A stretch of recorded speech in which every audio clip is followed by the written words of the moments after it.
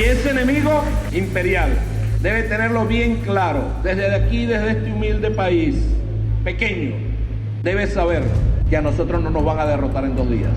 Si se meten con Venezuela, esa guerra no va a durar 2 días, ni 3, ni 4, ni 5. Serán 100 años de guerra, pero los vamos a derrotar. En política, el poder no siempre coincide con el cargo. En Venezuela, desde finales del siglo XX, una figura ha atravesado cada reconfiguración del sistema sin desaparecer del núcleo de decisiones. Golpe fallido en 1992. Nosotros acá en Caracas no logramos controlar el poder. Ustedes lo hicieron muy bien por allá, pero ya es tiempo de evitar más derramamiento de sangre.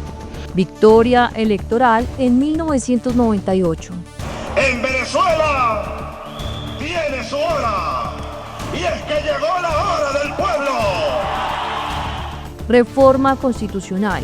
Juro delante de Dios, juro delante de la patria, juro delante de mi pueblo, que sobre esta moribunda Constitución haré cumplir, impulsaré las transformaciones democráticas necesarias. Transición tras la muerte de Hugo Chávez. Recibimos la información más dura y trágica que podamos transmitir a nuestro pueblo. A las 4:25 de la tarde de hoy, 5 de marzo, ha fallecido el comandante presidente Hugo Chávez Frías. Reacomodo bajo Nicolás Maduro. Y jamás les fallaré, jamás los traicionaré. Yo lo que voy es para adelante con la fuerza huracanada y volcánica de un pueblo que quiere patria, que quiere futuro, que quiere paz. Sanciones internacionales. En cada etapa, el nombre que se repite, Diosdado Cabello. Venezuela va a seguir avanzando, nadie debe, como hemos venido hablando, pues que si le estamos vendiendo petróleo a Estados Unidos, nosotros históricamente le hemos vendido petróleo a Estados Unidos, siempre. Vinculados con el golpe de Estado. Los que estuvieron vinculados con el golpe de Estado en 1992 tienen una particularidad, quienes integraron el movimiento, y la mayoría eran los últimos desde el punto de vista académico, es decir, los peores en rendimiento, salvo Diosdado Cabello, que estaba entre los 10 primeros de su promoción. Digamos, era el único que tenía un rendimiento académico, digamos, aceptable, y en la academia militar, en la época de la democracia contra la que ellos atentaban, quienes tenían el mejor rendimiento académico se entendía que a futuro podían ocupar cargos de poder.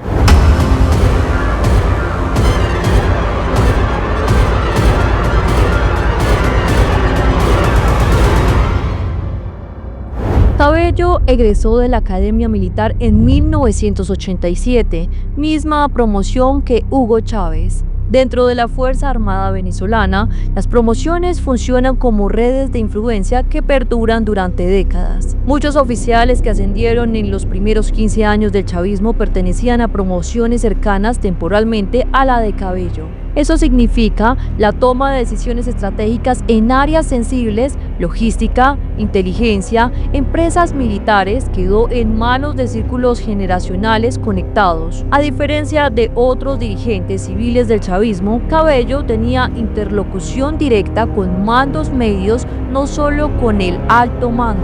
Durante los años posteriores a 2002, tras el intento de golpe contra Chávez, el chavismo priorizó colocar militares en posiciones administrativas clave del Estado.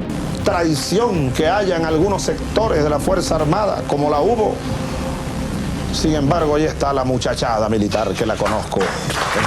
Cabello ocupó roles que le permitieron conocer esa arquitectura temprana de control institucional. No fue solo un político, fue parte del diseño de blindaje posterior al golpe. El golpe de Estado fue un hecho natural que convocó, digo natural, porque convocó a los peores miembros de la Academia Militar.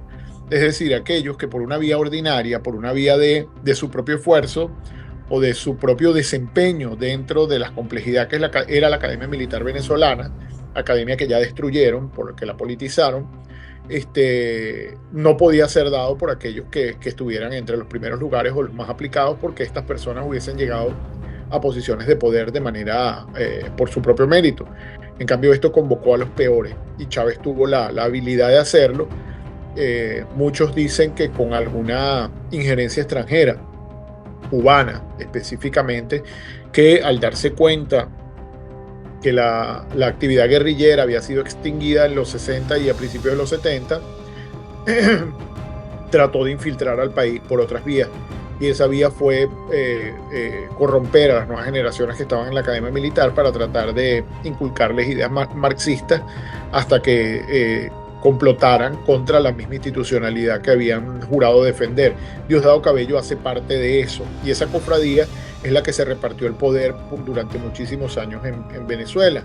Es decir, ese núcleo duro, al menos hasta la muerte de Chávez, ocupó todos los cargos, no solo los cargos, sino ejercieron poder real sobre Venezuela. Incluso aquellos que no tenían un cargo ejercían poder real porque se entendía que venían de aquel complot que ellos convirtieron en algo loable, en algo romántico, en algo digerible para la sociedad. Eso es muy peligroso. Bueno, lo vemos en Latinoamérica, que finalmente los movimientos antidemocráticos se convierten en algo que llama mucho la atención y son potables para muchos, cuando realmente fue un acto criminal. Era un complot de criminales esencialmente que utilizaron las armas de la República para atentar contra la República. La muerte de Chávez en 2013 generó incertidumbre interna. Maduro asume la presidencia. Cabello, en ese momento, preside a la Asamblea Nacional. En 2013-2014, Cabello controlaba simultáneamente 3 frentes estratégicos. 1. La jefatura legislativa. 2. La vicepresidencia del Partido Socialista Unido por Venezuela. En cada rincón de nuestra patria, todas las OVC deben activarse. Este es el momento histórico. De cada uno de nosotros, de cada uno de ustedes depende el futuro de la patria. 3. Influencia territorial en estados clave como Miranda y Monagas, donde había tejido redes políticas previas. En sistemas de partido hegemónico, el control territorial pesa más que el cargo presidencial en términos de movilización. Mientras Maduro consolidaba reconocimiento internacional, Cabello reforzaba estructura interna. En la elección interna del Partido Socialista Unido por Venezuela en 2014, Cabello encabezó la lista más votada para la dirección nacional del partido. Eso reveló respaldo orgánico interno medible. No fue una figura desplazada tras la transición, fue parte del nuevo equilibrio. Miembros del 4F tenían cierta ascendencia, pero con el tiempo lo que fue ocurriendo es que se fue transformando ese poder, ¿no? Pero Cabello supo siempre mantenerse en la palestra. Lo que ocurre es que toda esa generación pasó al retiro. Esa generación fue pasando al retiro por razones naturales. Vladimir Padrino, que no es de esa generación, sino un poquito más adelante, aún se mantiene, y es precisamente porque estamos en una etapa en la que la Fuerza Armada no tiene liderazgos naturales, porque convirtieron a la Fuerza Armada en una suerte de ala armada del partido, del PSUV, con la ideologización y la influencia, sobre todo la influencia cubana en la academia militar. Todo empieza en la academia militar. Es una abominación, incluso el currículo en la academia militar, lo que ocurre allí. Entonces él fue trasladando su poder al área policial y por eso sigue teniendo influencia armada. Porque él fue llevando aquello que él controlaba y que ha controlado siempre, que es el Servicio Bolivariano de Inteligencia Nacional, que es el SEBIN. Llevó a todos los que fueron saliendo del SEBIN a la Policía Nacional. Fue teniendo muchísima influencia sobre la Policía Nacional y la convirtió en una institución muy grande, que no estaba proyectada para que tuviera esa cantidad de pie de fuerza y que tenga una presencia tan distendida por todo el país, porque todos sabemos que en Venezuela también existen las policías regionales, como las municipales y las estadales, que eso es una diferencia, por ejemplo, con Colombia. La Policía Nacional nació como un proyecto con el chavismo, pero Diosdado Cabello ha venido convirtiéndolo como su propio refugio ante la pérdida ante la progresiva pérdida de fuerza sobre su injerencia sobre el estamento militar. Entonces la Policía Nacional hoy es una institución inmensa que ha tenido muchísima inversión pública está presente en todos lados y además es la encargada en gran medida en los últimos años de la represión y la persecución, conjuntamente con los colectivos, ya casi son la misma cosa. Entonces Diosdado Cabello pasó de tener alta influencia en la esfera militar, ahora para tenerla en la esfera paramilitar, que son los colectivos, en la Policía Nacional, que tiene esquemas extorsivos y que hacen casi una organización criminal gigantesca, y en el aparato de inteligencia, y sigue teniendo mucha injerencia sobre el partido, sobre el PSUV. Recordemos que nada más cuando ocurrió la campaña electoral que lideró María Corina Machado, él recorrió todo el país con la estructura del PSUV. Eso no lo hizo Maduro, no lo hizo ningún otro miembro del partido. De modo que la gente identifica al partido mucho más con Diosdado Cabello que con el resto del estamento político, pero todo el mundo también lo identifica con la violencia y con la represión.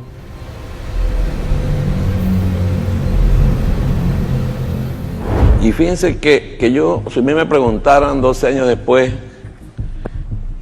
¿para qué ha servido el mazo? Bueno, para lo que está sirviendo hoy día. Desde 2014, Cabello conduce Con el Mazo Dando. El programa surge en un momento de alta tensión interna tras protestas de 2014. No fue creado en etapa de estabilidad, sino en contexto de presión política. Cabello suele citar fuentes internas bajo seudónimos recurrentes. Esto genera la percepción de red informativa extendida dentro del aparato estatal. Algunas ONGs e incluso la Misión de Determinación de Hechos de las Naciones Unidas ha documentado eso. Las posibilidades que tú tienes de ser perseguido, restringido en un derecho, detenido incluso, después de que sales mencionado en el Mazo Dando. Es decir, las instituciones, por ejemplo, el Ministerio Público con Tarek William Saab, si alguien en el Mazo Dando mencionan que alguien es conspirador o está haciendo un plan o lo que sea, inmediatamente se activa la Policía Nacional y el Ministerio Público y detienen a la persona. El Ministerio Público es la Fiscalía en Venezuela. Entonces las posibilidades de que a partir de la estigmatización y la persecución mediática termine en una persecución real e incluso corporal, con medidas de coerción o medidas restrictivas de derechos, son altísimas y están documentadas por varios organismos internacionales precisamente de cómo funciona, y además no hay forma de contrarrestarlo, porque además lo hacen en la televisora nacional, es decir, con el dinero de los contribuyentes. Esto es un canal de televisión que debería estar al servicio de todos los venezolanos, pero no, está al servicio del partido. En sistemas verticales, la percepción de vigilancia es tan poderosa como la vigilancia real. Además, el programa no solo critica oposición, también ha señalado funcionarios oficialistas. En estructuras cerradas, la señalización pública cumple función pedagógica interna. No sustituye tribunales, pero anticipa consecuencias. Un mecanismo de control social. De hecho, es interesante que en el exterior ya lo han entendido, y tanto lo han entendido que mucha gente coloca como prueba de sus asilos, de sus solicitudes de refugio, etcétera, o de protección internacional, haber sido señalado en el Mazo Dando como conspirador o lo que sea, porque sabe que lo que viene inmediatamente es el allanamiento de tu casa, detención tuya o de familiares, incautación de bienes, etcétera. Es casi una orden velada. Y en algunos casos, cuando quiere controlar algún sector de la población, genera una advertencia allí, y esa advertencia todo el mundo sabe que tiene unas implicaciones, que es como retomar el carril o controlar cualquier deriva hacia la libertad o cualquier ejercicio de un derecho. Es esencialmente un mecanismo de control brutal.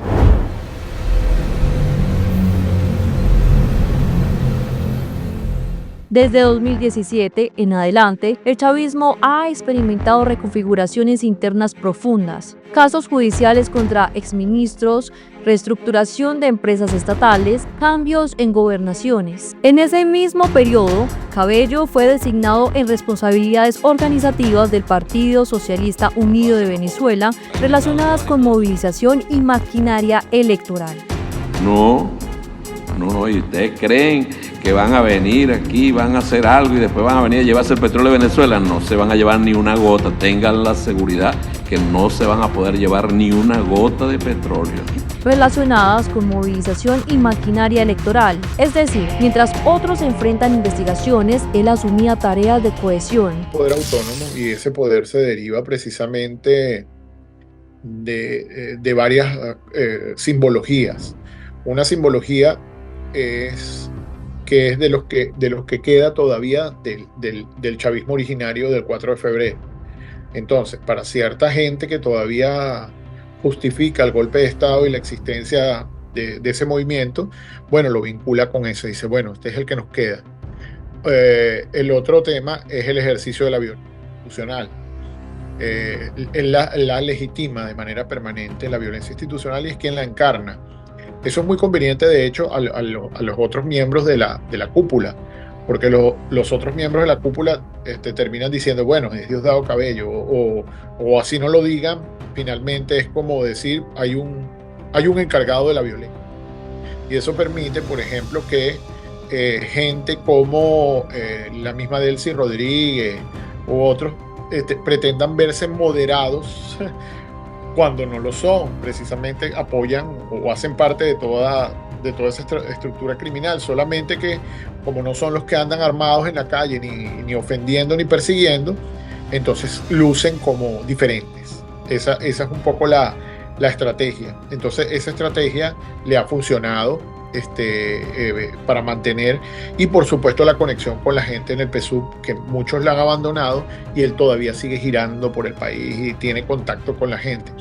Claro, ya es un partido muy pequeño, pero siendo muy pequeño detenta mucho poder porque tiene los vínculos con los entes gubernamentales. Entonces finalmente fusionar partido, Estado, gobierno es cubano, porque no se diferencia una cosa de la otra. Además, tras la instalación de la Asamblea Nacional Constituyente en 2017, ponga la paz, la armonía, el diálogo nacional verdadero. Convoco una constituyente ciudadana. Cabello jugó un papel relevante en el bloque oficialista legislativo, manteniendo visibilidad política institucional. En sistemas centralizados, la permanencia suele asociarse a capacidad de adaptación. Cabello ha transitado cargos ejecutivos, legislativos y partidistas sin ruptura. Eso es continuidad funcional. Algunas otras miembros de la cúpula, bueno, el poder lo detentan por el cargo o por la participación política, pero acá todo el mundo sabe que Diosdado Cabello, además de que está solicitado por la justicia americana, maneja los esquemas más importantes de delincuencia organizada transnacional y que tiene vínculos y ha convertido a Venezuela en una gran plataforma del crimen organizado, junto a Maduro. Los otros participan, pero lo hacen de una manera más moderada. Él es, digamos, la cabeza visible. Esa es la razón por la que el poder no es precisamente institucional, es metainstitucional. Va más allá, porque se vincula con los cárteles, con tráfico de pocas personas, oro, cualquier cosa que sea traficable. Diosdado Cabello tiene alguna relación, facilita, controla, apoya o lo ejecuta, y eso genera poder real. Eso es un poder real.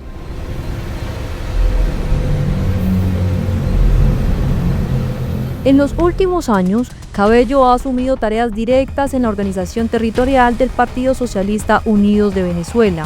El partido es muy pequeño. Lo que tiene es que el poder que ejerce tiene unas características que genera mucho temor, porque es un poder disuasivo para que la sociedad no se movilice. Y eso es sumamente peligroso, porque es lo que llaman algunos el poder desarticulador, así se denomina en teoría política. Y es que se fusionan las entidades estatales con el poder del partido para que la gente no se articule a reclamar sus derechos. Por eso cuando va a ocurrir, por ejemplo, alguien se reúne porque tiene un problema con un servicio público, te llegan los colectivos, te llegan las VC, te llegan los CLAP, te llegan inmediatamente para evitar que haya articulación de la sociedad. Por eso es que es tan importante, por ejemplo, lo que ocurrió en 2024 en Venezuela, que es haber logrado hacer una campaña política y haber tenido millones de personas en la calle. Eso era inédito porque se venció el miedo. Entonces, el poder, digamos, metainstitucional, que es el poder del partido, tiene unas características que genera mucho temor, porque es un poder disuasivo para que la sociedad no se movilice. Y eso es lo que Antes, cuando se intentaba hacer algo, inmediatamente salían los colectivos, disparaban al aire, salen con un fusil y todo el mundo tenía que salir corriendo. Y esos colectivos son miembros del PSUV. Entonces, y gozan de la impunidad de que no les ocurra nada. Entonces, es como lo peor, que es esa fusión entre Estado y poder informal, que es el que en Venezuela se ha venido instaurando, que es muy, muy peligroso. El Partido Socialista Unidos de Venezuela no es solo un partido electoral, funciona como una red de movilización comunitaria con estructuras en barrios, comunas y unidades de batalla electoral. Quien articula esa red controla movilización en elecciones, capacidad de convocatoria, flujo de información territorial, disciplina interna. En sistemas de partido dominante, el control organizativo puede ser más determinante que el liderazgo mediático. Cabello ha permanecido en esa área estratégica. Eso no es casual.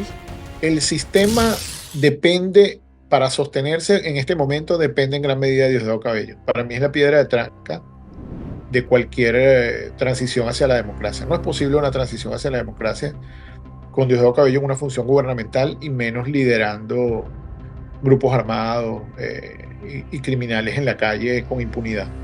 Entonces, en definitiva, no es lo mismo, porque es un factor que perturba cualquier tránsito hacia la democracia. No cree en la democracia, no cree en las instituciones, no cree en la imposición de la ley, no cree en el orden público, no cree en la propiedad privada, no cree en nada, en ningún valor fundamental de occidental.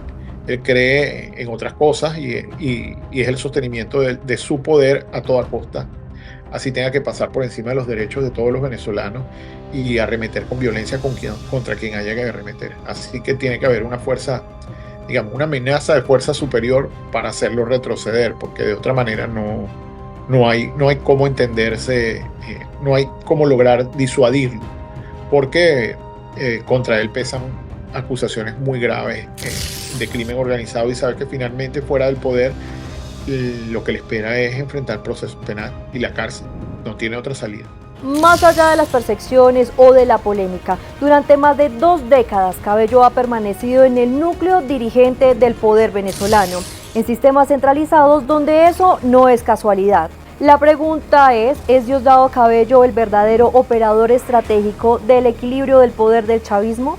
Déjanos tu opinión en los comentarios, suscríbete si quieres más contenido como este y no olvides activar la campanita. Nos vemos en el próximo episodio.